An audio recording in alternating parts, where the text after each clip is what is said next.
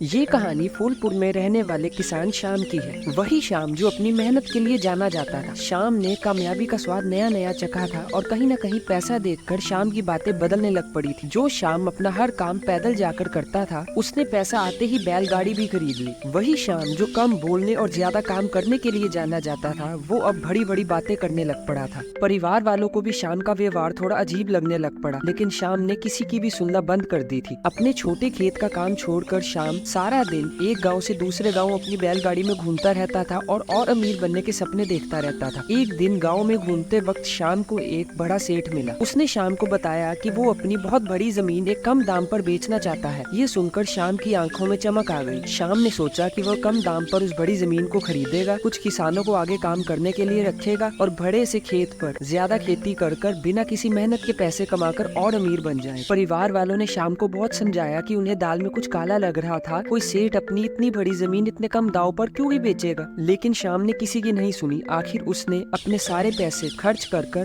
सेठ से वो बड़ी जमीन खरीद ली। और जब श्याम उस जमीन पर अपना काम शुरू करने ही लगा था, तब उसे पता चला कि वो जमीन तो उपजाऊ ही नहीं थी। श्याम की सभी उम्मीदों पर पानी फिर गया। श्याम परेशान हो गया था। उसके सारे पैसे बर्बाद हो चुके थे और जो बड़ी जमीन उसके पास थी वो किसी काम की नहीं थी। श्याम दुखी होकर एक बाबा के पास गया। बाबा ने उससे पूछा, बेटा क्या हुआ है, तुम अच्छे आदमी लगते हो, इतने परेशान क्यों हो? तो श्याम ने अपनी सारी कहानी उस बाबा को सुनाई। तो बाबा ने कहा, बेटा तुम्हें यहाँ से एक सीख लेनी चाहिए कि लालच बुरी बला है और बेटा जो होना था वो तो अब हो चुका है, उससे तुम पलट नहीं सकते। लेकिन तुम अपनी पुरानी जमीन पर वापस जाओ, फिर से अपनी मेहनत शुरू करो और अब सारी जिंदगी खुद मेहनत करना, फिर तुम्हें आगे बढ़ने से कोई नहीं रोक सकता। और अगली बार जब भी तुम कामयाबी का स्वाद चखो तो कभी भी फिर ऐसे काम मत करना। उसके बाद श्याम ने वापस जाकर अपने उस पुराने छोटे खेत पर ही खुद खेती करनी शुरू की और फिर से अपने घर को चलाना शुरू किया। और इस पूरे किस्से से श्याम को एक बहुत बड़ी सीख भी मिली।